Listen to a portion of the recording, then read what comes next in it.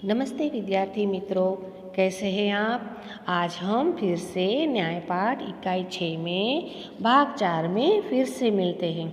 तो शुरू करते हैं प्रश्न नंबर 5। इसमें इस इकाई में अब 2 ही प्रश्न रह गए हैं।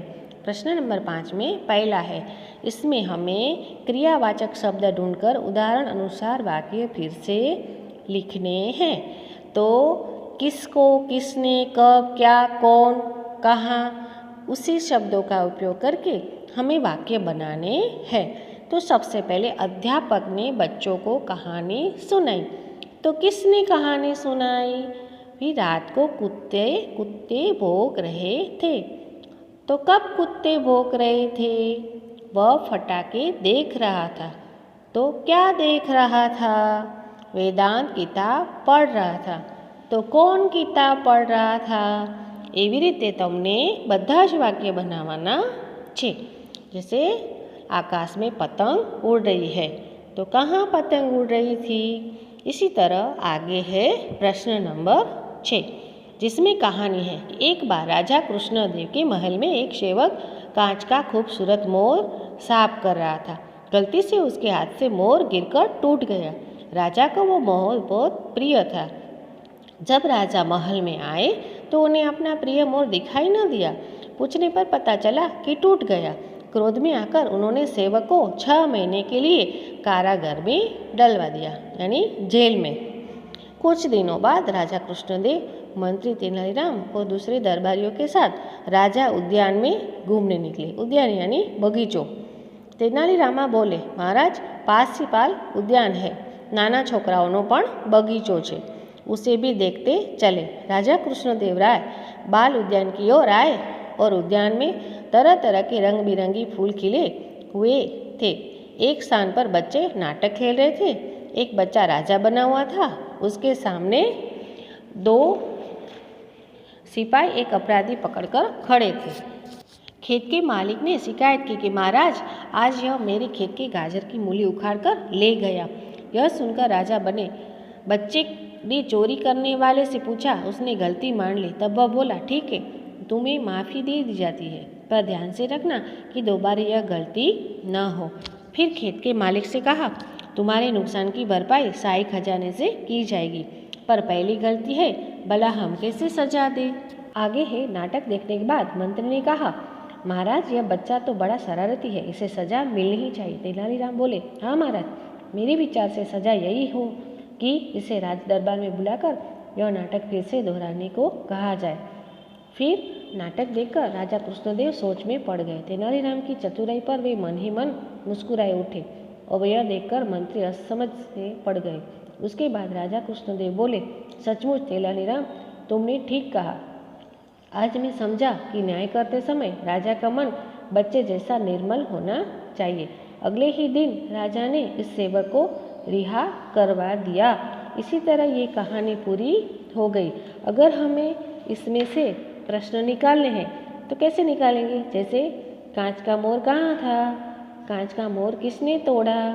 सेवक को क्या सजा दी गई? उद्यान में बच्चे क्या कर रहे थे? राजा बने हुए बच्चे ने अपराधी को क्या सजा दी? सजा इस नाटक में हमें क्या सीख मिलती है? इसी तरह आपको प्रश्न बनाने हैं। अब आगे देखते हैं गृह कार्य। आज यहाँ पर हम न्याय पाठ पूर्ण कर रहे हैं। अब आगे देखते हैं, यह भी एक परीक्षा है। सुरेंद्र अचल जी ने लिखा है ये। इसमें रचनाकार प्रसिद्ध साहित्यकार श्री सुरेंद्र अचल जी ने एकांकी कविता रेडियो रूपक कहानी की रचना की है। जीवन में शिक्षा का बहुत महत्व है। मनुष्य के भीतर जो शक्तियाँ हैं उनका सही ढंग से उपयोग करना ही सच्ची शिक्षा है। परीक्षा में ज़्यादा अंक प्राप्त करना वह शिक्षा का मूल उद्देश्य है, मगर वास्तविक जीवन में शिक्षा का उपयोग करके दिखाना मानवता में बड़ी मूल्यवान चीज़ है। इसी में यही दिखाया गया है। ये एक एकांकी नाटक है। उसमें प्रथम और तृतीय दृश्य 2 भागों में दिया गया है। तो चलिए शुरू करते हैं। प्रथम दृश्य तो आगे है, एक बालक है, कंधे पे थैला, हाथ में ब्रश, बूट पालिश, बाबूजी जूते चमका दूँ, शानकार कर दूंगा। रागिर, नहीं रे परे हट। बालक बोलता है, बूट पकड़कर आईना बना दूंगा जूतों को, अपनी शक्ल देकर फिर पैसा देना बाबूजी, सिर्फ 2 रुपये। रागिर कहता है, अरे हट, जोक की तरह चिपक जाता है, भाग। रागिर के पीछे बालक चला जाता है। दूसरी ओर से एक हाकर अखबारों का बंडल लिए आता है। हाकर, आज की ताज़ा खबर, भूकंप से गिरे मकानों का नवनिर्माण, छात्रों की फीस माफ, स्कूल के लड़कों ने डाकू पकड़ा, आज की ताज़ा खबर। दूसरी ओर चाय वाला बालक आता है, एक हाथ में बाल्टी जिसमें कप रखे हैं, एक हाथ में केतली। अब आगे है चाय वाला, चाय गरम चाय गरम चाय। एक बालक अखबार पढ़ता हुआ चलता चलता चाय वाले से टकरा जाता है, बाल्टी छिटक कर गिरती है, 2-3 कप बिखर जाते हैं। चाय वाला, अंधा है क्या, देख कर नहीं चलता, मेरे कप टूट गए। बालक, चल चल फुट यहाँ से, पेट खराब कर दिया, ऊपर से रौब जमा रहा है। दोनों लड़के झगड़ते जाते हैं। दूसरी ओर एक बूढ़ा अंधा भिखारी बैसाखी के सहारे आता है, कटोरे में कुछ पकौड़ियाँ, अमरूद, रोटी के टुकड़े, रेजगारी आदि है। भिखारी, बाबूजी भूखा हूँ, मेरा सब कुछ लूट गया है, भगवान तुम्हें खूब बरकत देगा, भगवान तुम्हारा भला करेगा। एक बालक, हाथ में किताबें, परे हट, इधर तो स्कूल की देर हो रही है और यह सामने आ रहा है, जेब में हाथ डालकर पैसे निकल गिनता है, यहाँ तो पिक्चर के टिकट में भी 8 कम है, तू देगा। चला जाता है। अब आगे भिखारी कहता है, बेटा मैं अंधा हूँ, बेसहारा हूँ, मैं भला तुम्हें क्या दे सकता हूँ, सबको देने वाला तो वो नीली छतरी वाला है। एक बालक साइकिल पर आकर बूढ़े से टकरा जाता है, बूढ़ा गिर पड़ता है, लकड़ी और कटोरा दूर जा गिरता है। भिखारी चीकर, हाय रे मेरी टांग टूट गई रे, अब क्या करूँ रे। साइकिल वाला, अंधा है क्या, सामने आ गया, इन भिखारियों के मारे नाक में दम कर रखा है, स्कूल की देर करवा देगा, परीक्षा का पहला दिन है, साइकिल पर जाता है। आगे देखते हैं भिखारी, पड़ा पड़ा, हाय भगवान मेरी टांग टूट गई रे, अरे कोई मुझे उठाओ, कोई तो भला मानुस मुझे सड़क के किनारे बिठा दो रे, ए लाला ए बाबू मुझे सड़क के एक तरफ ले चलो रे। एक विद्यार्थी आता है, हाथ में बसता है। विद्यार्थी, अरे क्या हुआ बूढ़े बाबा, टांग देकर, अरे रे चोट ज़्यादा लगी है।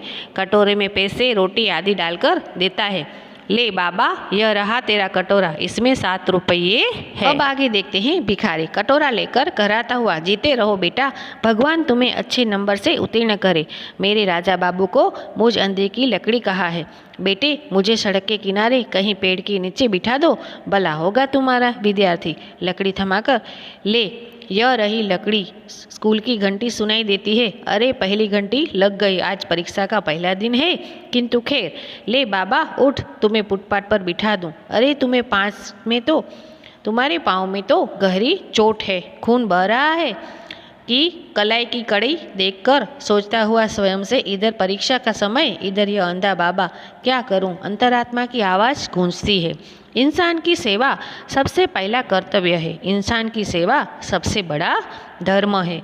विद्यार्थी, चलो बाबा तुम्हें अस्पताल तक पहुंचा दूं। विद्यार्थी का सहारा लेके जाता है।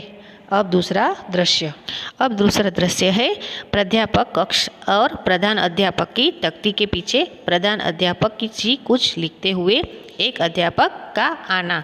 अध्यापक, सर परीक्षा शुरू हो गई और देवेंद्र सिंह अभी तक अनुपस्थित है। अनुपस्थित यानी जो हाजिर न हो वह।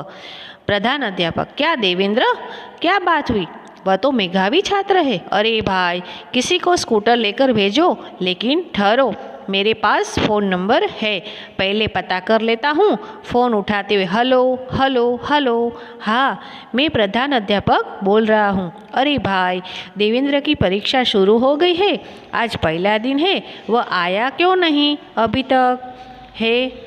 घर से निकल घंटा भर तो हो गया। हाँ परीक्षा शुरू हुई 10 मिनट से ज़्यादा हो गई, पता लगाओ भाई, वह तो प्रथम श्रेणी में उत्तीर्ण होने वाला में से है। फ़ोन रखकर उसे घर से निकले बहुत समय हो गया, आ जाना चाहिए। देखिए वह आ जाए तो मेरे पास भेजना। वैसे उसके साथ वाले लड़के से मालूम करो कि कहीं एक्सीडेंट तो नहीं हो गया ना। कुछ ही देर बाद देवेंद्र का हाँफते हुए आना। देवेंद्र, क्या मैं अंदर आ सकता हूँ श्रीमान। प्रधानाचार्य: अरे देवेंद्र, इतने लेट कहाँ थे अब तक? देवेंद्र: अस्पताल सर। प्रधानाध्यापक कड़क कर बोले, अस्पताल? परीक्षा क्या वहाँ हो रही थी? और ये पेट पर खून के धब्बे कहीं गिर पड़े थे क्या? देवेंद्र: जी नहीं, एक अंधे बूढ़े भिखारी को किसी की साइकिल से टक्कर मार दी, उसकी टांग ज़्यादा जख्मी हो गई, वह सड़क के बीचों बीच पड़ा करा रहा था, उसे तुरंत इलाज की ज़रूरत है, इसलिए अस्पताल में भर्ती करवा कर आ रहा हूँ, क्षमा चाहता हूँ सर।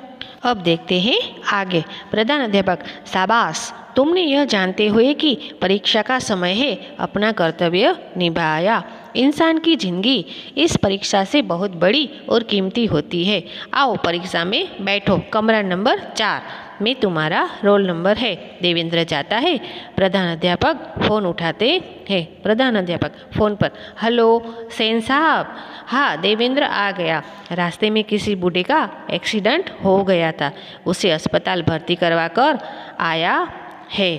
तो अरे भाई, इस परीक्षा में तो पास होगा ही, किंतु इससे बड़ी इंसानियत की परीक्षा में पास हो गया। ऐसे होनहार सपूत के पिता है आप, आपको बहुत बहुत बधाई हो। आगे देखते हैं शब्दार्थ और मुहावरे। आपको ये पूरी इकाई ध्यान से और शांति से पढ़ना है, इसीलिए ये पढ़ना है, आपको ज़्यादा होमवर्क भी नहीं दिया है। ये पूरा इकाई पढ़ लोगे तब आपको शब्दार्थ और मुहावरे गृह कार्य में लिखने हैं। आगे का काम हम दूसरे वीडियो में करेंगे।